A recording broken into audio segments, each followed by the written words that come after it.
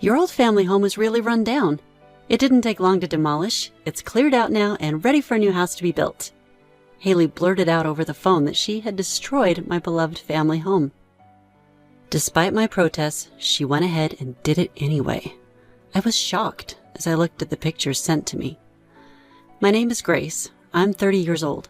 I married Liam 2 years ago. Liam has been on a work assignment in a different region for about a year. I couldn't move with him due to my job, so with a heavy heart, I let Liam go alone. We were still in our honeymoon phase, missing each other terribly, but his assignment was soon to end. "Just a little longer. When you're back, I'll make your favorite pulled pork every day. I'll give you a shoulder rub every day in return." We had such conversations daily on WhatsApp or over the phone. But my buoyant mood was dampened by frequent calls from my mother-in-law, Haley. Haley really disliked me. She was the kind of horrible mother-in-law who started harassing me even before we were married. My father-in-law passed away when Liam was a student, and Haley lived alone. She insisted on living with us after our marriage, but having been treated badly by Haley from the first meeting, I was strongly opposed, and Liam, seeing her relentless harassment, firmly refused to live with her. But Haley wouldn't accept it, often showing up at our place unannounced, saying things like, "You're really slacking on the housework with Liam not around, aren't you? There's dust everywhere. I offered to live with you because you obviously can't handle these things, but with this sloppiness, it's hopeless. Your job isn't anything significant, right? You're just a useless woman, incapable of anything. You should live with me." I feel so sorry for Liam. She'd hurl such abuses and leave. Tired of this daily ordeal, one day, Haley called. "Hey, your family home is empty, right? What are you planning to do with it? Surely you're not thinking of selling it?" My parents had died in a car accident last year, leaving the house unoccupied, as Haley said. "No, we're not selling it. Liam and I plan to live there. He's coming back soon and we're thinking of moving in once things settle." The house was in the suburbs, well connected and surrounded by just enough nature, making it a safe environment for raising children in the future. "Planning to live in a house? Just the two of you? How cold-hearted, leaving me, a pensioner, alone. I won't allow it. That's a sizable piece of land, isn't it? I've been there before. It's too luxurious for just you two. I'll be living there too, so count me in." As expected, the conversation turned in that direction. Haley never gave up on the idea of living together, and I sighed. Liam and I were talking about buying a house anyway, since our apartment will be too small if we have kids. It's just a coincidence that my family home was available. It's not a big house, and there's no room to spare for you, Haley. And who says we'll only have one child? Liam and I want as many as we can. I had no intention of saying yes, no matter what she said. "You always find excuses to leave me out, but Liam wants to live with me. He's always loved me. Right now, he's just under your influence, but deep down, he prefers me." That was not the case at all. Liam always kept his distance from Haley, who was always bossy towards others, especially since she started harassing me. But self-centered Haley, oblivious to Liam's feelings, blurted out an outrageous suggestion. "If the problem is that there aren't enough rooms, why not just rebuild the house? How old is your family home again? It was built by your grandfather, right? It might be quite old. Perfect. We'll build a big house so that I can live there too, no matter how many children you have. This solves everything. If the issue is just the house being too small, then building a larger one is the simple solution. Why didn't I think of this before?" Haley sounded pleased with herself, thinking it was a great idea. Though Liam and I wanted a spacious home, we knew Haley would want to move in if it were bigger, so we had planned to live in my current family home for the time being. That house, indeed old, was a fine one, built by my grandfather. It had a charming traditional feel that both Liam and I loved. The thought of demolishing it for Haley's sake was absolutely unacceptable. "I'm not considering rebuilding. I'm sorry. We can't agree to your suggestion, so please give it up." I tried to be as clear as possible to prevent Haley from getting her hopes up, but it seemed to fall on deaf ears. "I'm not listening to your opinion. I'll go check it out myself, so give me the address. It's about an hour away by bus, right?" Haley had harassed me even before we were married, so my parents were wary of her. She had never been invited to our family home, nor did she know its location. Now more than ever, I couldn't tell her. I can't give you the address. We will live there as it is, and we cannot live with you. No matter how much she berated me, I was determined to prevent any cohabitation or rebuilding, and I made my stance clear. Haley seemed to grow frustrated, reverting to her usual habit of clicking her tongue. You really lack charm, getting all high and mighty just because I'm being calm. I don't need your help to find the address. Trying to stay calm, I replied, even asking Liam is pointless. Things won't go as you wish, Haley. I tried to make her give up, but she continued. It's not about that. Liam is probably just following your orders, so I'm not counting on him. I'll ask a professional. I found one on the internet the other day, a real investigative professional. They'll find out everything, no matter how much you try to hide. I was shocked at Haley's words. Are you planning to hire a detective? I can't believe you're going this far just to live together. As I was at a loss for words, once the location is identified, the rest is easy. Stop arguing and just give up now. Bye now. Haley laughed triumphantly and hung up. I stood there, stunned. A professional would easily find out the address. Haley always had surprising initiative in these matters. The next day, I went to work feeling anxious. In the evening, on my way home, I noticed footsteps following my pace. Thinking it couldn't be, I turned around and saw a man in a cap hiding behind a telephone pole. I gasped. Frightened, I started to run, and the man ran after me. I stopped abruptly and turned around again, and this time our eyes met. We faced each other for a few seconds in silence. Then the man spoke first. Well, it doesn't matter. You probably know who I am. Hired by Haley, right? The man easily admitted he was from a detective agency. Haley said she was going to find out my family's home address, but did you? Has it been discovered already? I tentatively asked the man. Of course. I'm a professional among professionals. It didn't even take me an hour. I was just about to report back to Haley, but I made a little detour to see how you were doing. I interrupted him. Please don't report it. If this continues, Haley will demolish my family home. It's a very important place to me. Please, I'm begging you. The man listened to me, crossed his arms, and seemed to think for a bit. I see. I was wondering why, even though I asked many times, the purpose of the investigation wasn't disclosed. This is the first time I'm hearing about this situation. He appeared a bit sympathetic, so I immediately seized the opportunity. Please, I'm begging you. Just as I'm saying, I pleaded desperately. If this man doesn't inform Haley, things won't go her way. Once Liam returns from his assignment, we can devise a plan together. With that clinging hope, I continued to beg, but the man's response was ruthless. I can't do that. I'm employed by her, and fulfilling the objective is my mission. Your circumstances don't concern my job. I just follow my own principles. With that, he turned his back to me and started walking away. No, wait a minute. Without turning back at my call, the man left. I was in despair and called Liam that night to explain everything. Liam, there are just 2 more weeks until you return. I'm sure your mother is trying to do something drastic in anticipation of that. I'll also contact her and tell her not to do anything strange. Both of us knew too well that Haley wouldn't stop just because Liam said something. I'll go to our family home every day to watch if Haley tries anything. Whether I was there or not, it probably wouldn't matter to the forceful Haley, but that was all we could do. Since then, I've been stopping by our family home after work, checking for any signs of trouble. I have a feeling something might happen this week.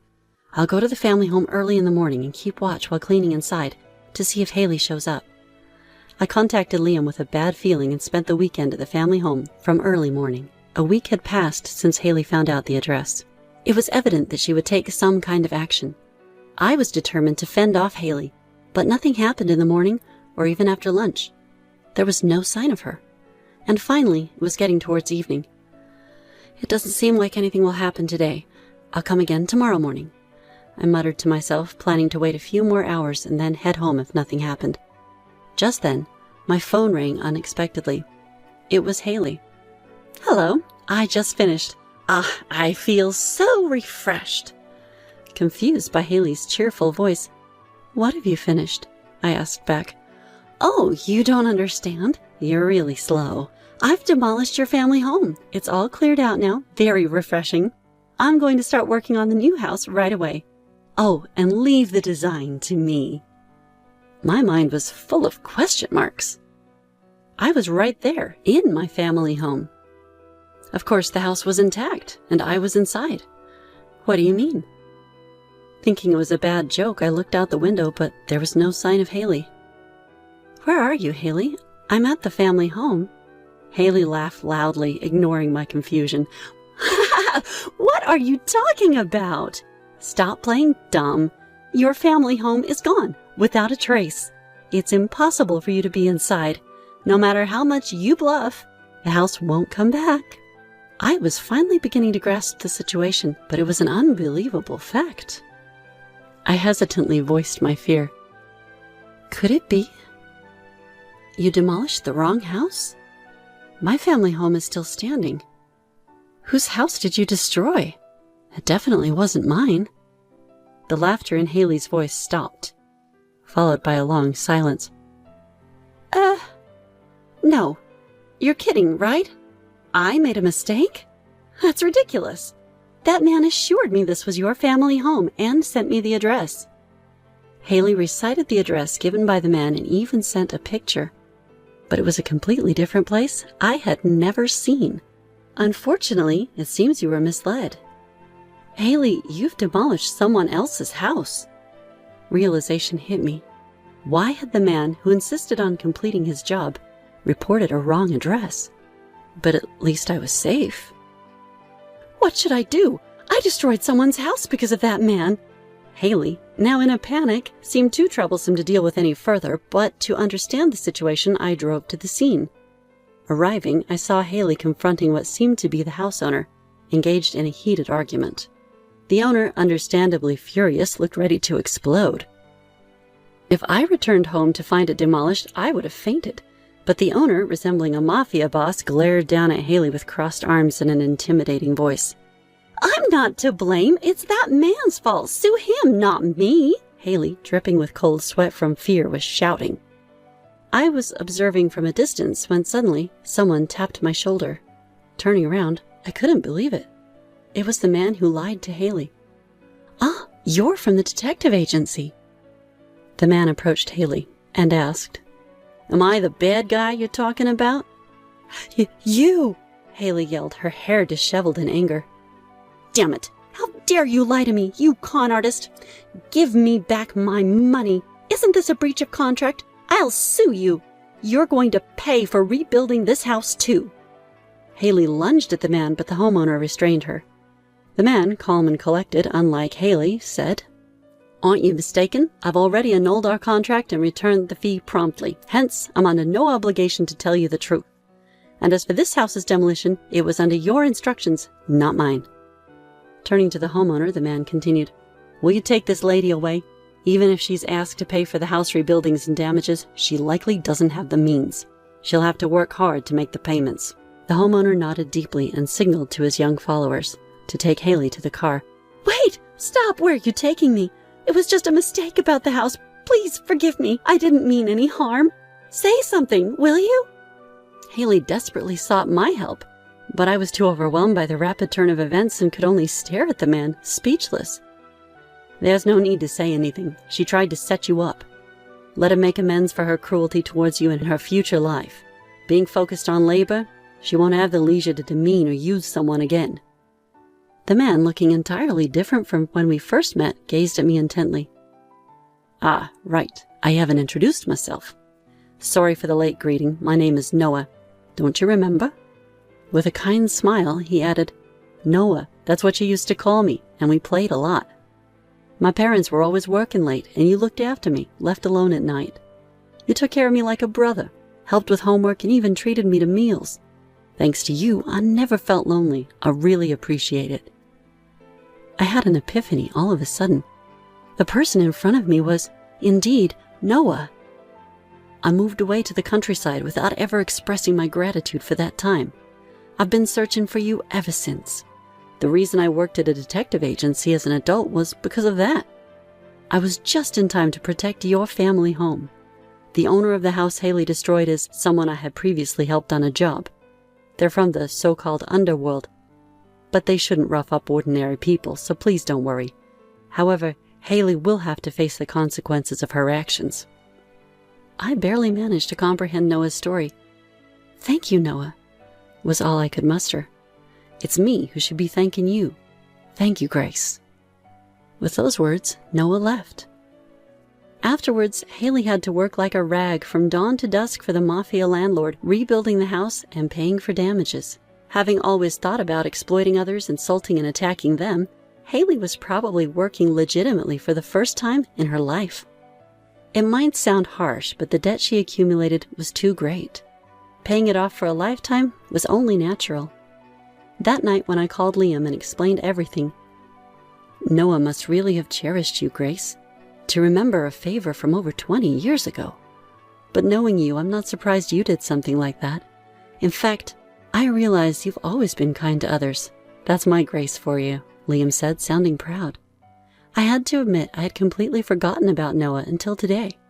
For me, playing with Noah was just something natural, but for Noah, those moments had become priceless memories.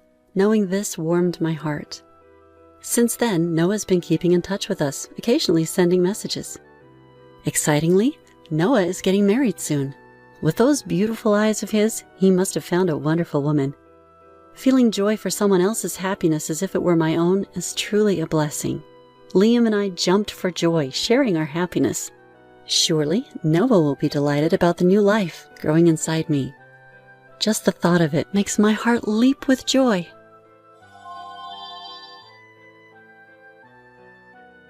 "We've prepared a room for you and Mom as well," they said. The room we were shown was about 3 square meters. The only space my husband and I had to live in was this tiny room. They remodeled without asking and left us with only this small space? This is just absurd, no matter how you look at it. My husband and I objected, but our son wouldn't listen. Worse yet, "If you don't like it, then leave," his wife went as far as to say. Don't joke with us. How much more do they intend to mock us? If that's their attitude, we have our own plans too. And so my husband and I decided to take revenge in a certain way.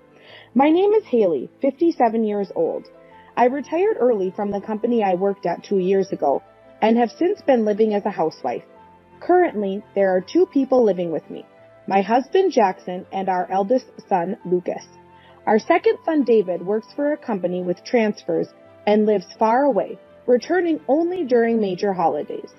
While I do feel lonely, Lucas living with us helps ease that feeling. However, there's one complicated reason.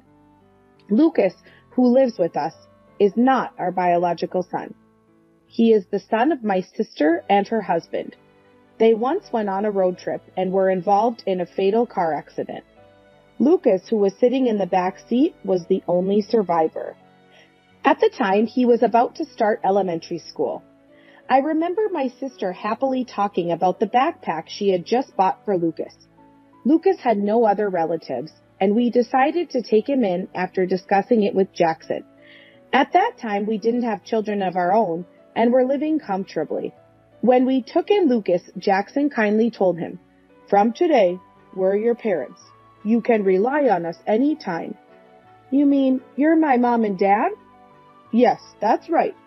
We'll take full responsibility as your parents no matter what, so don't worry about anything." "Okay, thank you, Uncle and Aunt." Back then, Lucas still referred to us as Uncle, Aunt, he said. But by the time he reached middle school, Dad, Mom, he started calling us. During those years, our second son, David, was born, and we became a family of 4. Though David is the only one away now, it doesn't change the fact that we're a family of 4. Blood relations don't matter. Having Lucas with us makes every day a joy for both Jackson and me. One day, Lucas suddenly said, "I want to introduce someone to you," and brought a woman home. "Mom, Dad, this is Natalie, my fiancé." "Fiancé? Wait a minute, Lucas. Don't tell me anything about this. I kept it a secret for a while, but I'm thinking about marrying her soon." "So sudden. What do you think, Mom?" "Well, yes. But Lucas is grown up, and if he's serious, I guess it's fine. Thanks, Mom. I'll try my best with Natalie to become a couple like you and Dad. Lucas said this, exchanging a smile with his fiancée, Natalie. It was the first time I saw him looking so happy, and it made me feel happy too. That date ended with just an introduction, and we planned to discuss the wedding details later. But a few days later, I was at a department store and decided to grab lunch. When waiting for the food I ordered, I heard a young woman shouting from a table at the back, "Hey, how long are you going to make me wait? The food is mediocre, and it takes forever just to bring the dessert. Unbelievable. Listen, we are customers, you know. If we've waited this long and the food is bad, I expect a refund." The unreasonable complaints caught the attention of everyone in the restaurant, including me. Then, I couldn't believe my eyes. Is that Natalie? Yes. The complainer was Lucas's fiancée, who visited us a few days ago. Gone was the pleasant atmosphere from her visit. She seemed like a completely different person. Looks very similar, but could it be someone else? Natalie wouldn't say such things, or would she? But she looked and sounded exactly the same. I didn't want to believe that my son's chosen woman could be like this, and doubt clouded my mind. However, the doubt was dispelled when a friend sitting with her called her Natalie. At that moment, I was certain she was Lucas's fiancée. That night, when Jackson came home from work, I explained everything to him. So, it was Natalie. She was so unreasonable. I felt sorry for the staff. Are you sure it wasn't a mistake? She seemed like a nice, modest girl when Lucas brought her over. I thought it was someone else too, but her friend called her Natalie, and they looked and sounded exactly alike. It can't be a mistake. But what can we do? Lucas has already decided to get married. Yeah, but confronted with this sudden issue, an indescribable unease washed over us. Yet, we couldn't just overlook it. Jackson and I decided he should talk to our son about it. But from his perspective, she was the woman he had chosen and loved after his own assessment. No matter how desperately we parents tried to explain, it wouldn't be easy for him to believe us. In the end, Jackson's plea was in vain, and Lucas didn't change his mind. Instead, it almost seemed like we were the bad guys when he asked, "Do you just like her that much?" Since we all lived together, we didn't want the atmosphere to become too hostile. Reluctantly, Jackson and I decided to give up convincing him and not to say anything further. Since then, despite their marriage plans progressing steadily without any particular issues, one day, Lucas invited Natalie over again and started a conversation in front of us. "Mom, Dad, I have something important to discuss today." "Something important? What's going on, Lucas? You're so formal all of a sudden." "Well, actually, I've been thinking about remodeling this house for the future." "Remodeling?" Caught off guard by this unexpected proposal, Jackson and I were momentarily stunned. Regardless of our reaction, Lucas continued. "You and Mom are getting on in years, right? I think it's better for young people like me and Natalie to live together with you. It's safer if something happens, right?" "That might be true, but why live together? Wouldn't it be better if you two stayed in a nearby apartment or something?" Actually, it was Natalie's suggestion. "What?" She said, "I want to live with Jackson and Haley because I'm worried about them. Isn't it great to have such a nice girl as your daughter-in-law? You must be happy, right?" Yeah, I guess so." Still bothered by the recent event, Jackson and I instinctively exchanged glances. Then Natalie, who had been quiet until then, spoke up with teary eyes. "Jackson, Haley, would it be a bother if I stayed with you?" "No, it's not that it's a bother, right, Mom?" Well, yes. We appreciate the thought, but..." "Really? That's great. Then let's get started on the remodeling right away." "Wait, so soon? Isn't that a bit too rushed?" "Lucas and I are getting married soon, you know? We need to start the remodeling as soon as possible to avoid disrupting our lives." With those words, only Lucas nodded happily. As if not hearing our opinions at all, and the conversation kept moving forward. That night, Lucas said, "I'm staying at Natalie's apartment tonight," and left the house. An emergency meeting ensued between my husband and me. Jackson, with a troubled expression, pondered. I appreciate their willingness to live with us, and I think remodeling is a good idea, but yes, indeed. Our house is getting old, and I agree with the remodeling, but it's the living together part that worries me. But like Lucas said, having young people living with us could be reassuring, right? It'd be comforting to have Lucas and his wife around when I have to work late. Yeah, but I was actually thrilled about our son wanting to live with us. However, my only concern was about Natalie. After much discussion, Jackson and I agreed to hear their proposal. In return, we requested that if we were to remodel, the living spaces on the first and second floors be separated. Lucas and his wife readily agreed to our proposal, saying, "We young ones know more about modern houses," and took the lead in all the troublesome planning and design. For us older folks, just thinking about design and layout is a struggle. Despite our apprehensions about Natalie, it was honestly a relief to see our son and his wife eagerly moving forward with the remodeling. But at that time, we didn't know. The real intention behind our children's actions was not just to live together, but something else entirely. It took about a month to finalize the layout and design, and construction started immediately. A full remodel is expensive, and it seems the cost increased even more when they decided to expand the first floor at our children's request. The final cost was quite hefty, but after discussing it with Jackson, we decided to pay the full amount from our savings. The reason was simple. We were touched by our son's thoughtfulness. Lucas, who was supposed to move out after getting married, offered to live with us. For us, it was the greatest act of filial piety and our utmost happiness. And, though it's not something to say out loud, I guess our children assumed the costs were on us. They kept asking, "What's the budget?" So it was probably no mistake. Knowing this, we couldn't bring ourselves to ask them to contribute to the expenses. We didn't want a dispute over the remodeling costs to spoil the decision to live together.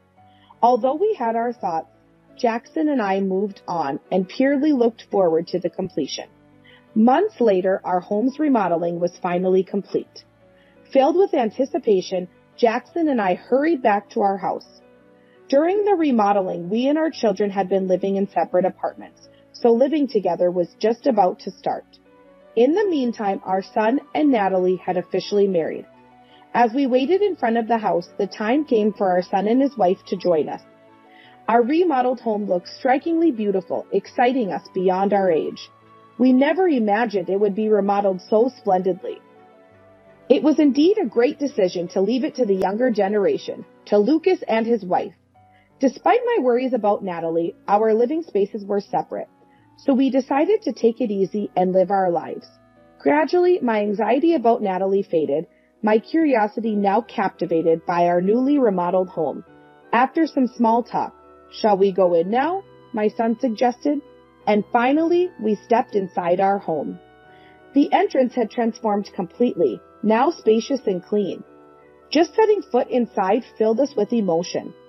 Looking at Jackson, I could see his cheeks relax, unable to hide his joy. But our moment of happiness was quickly overshadowed. After touring the house, we stopped in front of a certain room's door where my son said, "We've prepared a room for you and Mom as well." The door opened to reveal a room about 3 square meters, oddly small and unfitting for our beautiful home. Unable to accept this reality, I managed to ask, albeit stiffly, "Lucas, this is a storage room, right? Stop this weird joke." "Joke? Shouldn't you be grateful? We went out of our way to prepare a room for you and Dad out of our generosity." "Generosity?" Bewildered, Jackson and I listened as our son calmly made an outrageous statement. Then Natalie chimed in with something even more unbelievable. "Haley, aren't you grateful just to have your son and daughter-in-law living with you?" "Well, I am grateful for that. But to give us just this tiny room? We're going to have children soon. Our family will grow. Isn't it wasteful to give you two such a large room?" "What are you talking about?" The slyly smiling Natalie was undeniably the same woman I saw at the store. It wasn't a mistake. This was her true nature. Speechless, she continued, "If you're going to live together, please pay the $100,000 remodeling fee. If not, feel free to leave." At that moment, anger surged through me. The kindness my son and daughter-in-law showed in deciding to live with us was not genuine. They just used us to make their living more comfortable and had us pay for the remodeling.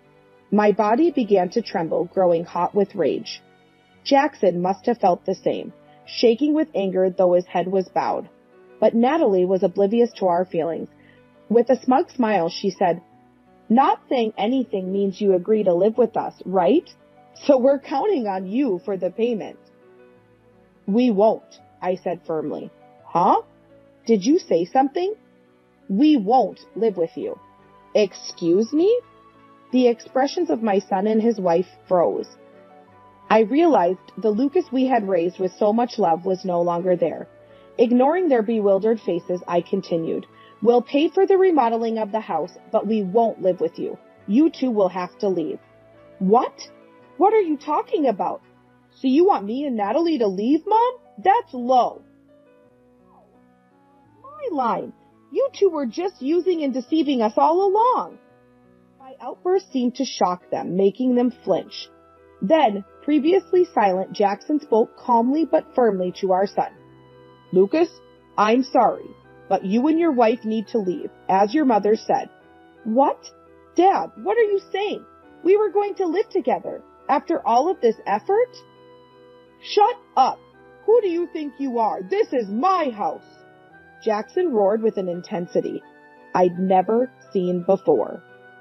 Certainly, it must have been the first time our son saw such fury in Jackson too. His face turned pale, his earlier bravado gone. Eventually, trembling, our son tried to plead with Jackson. "You're lying, Dad. Remember what you said to me? I will always take responsibility as a parent, no matter what." "And what's your point? Then take responsibility. Thanks to me and my wife, you got to remodel this nice house. I've been so kind, even though we're not blood related. You should pay up and let us stay. That's only fair." Our son took deep breaths on his shoulders and spoke selfish words. Even after all of this, it was clear that he had no remorse. Jackson, who was such a son, must have run out of patience. With a cold glare, he cut him off. "Don't use us only when it's convenient for you. You're no longer my son." "What? What did you say?" "A person who only thinks about their own benefits and money. A despicable person like that is not our son. And who owns this house anyway, huh? Even those remodeling papers you brought. I signed them without knowing the details. I'll pay for the remodeling, but you have no right to live here. Get out now, you scumbags!" Jackson forcefully pulled them by the arms towards the entrance and threw them out the door. What happened to our son and his wife afterward is obvious. The house was in Jackson's name, a fact that wouldn't change, no matter how much they protested. Apparently, they hadn't expected us to refuse to live with them and had already spent their savings. When trying to contract a new apartment, they had to borrow from a loan shark to make ends meet. With Natalie having quit her job, their life quickly plummeted to rock bottom. They would likely struggle with debt for a while. Remodeled home, the infamous room became a storage room, and we freely used the rest of the spacious house. Considering how to make the best use of all the space, we got news of David's transfer to the headquarters within commuting distance. We decided to live together, proving that blood relation isn't everything. I believed that and treated Lucas accordingly. But a relationship based only on exploitation is not worth keeping. It's better to cut ties. From now on, we want to live a happy life with our one true son who truly cares about us.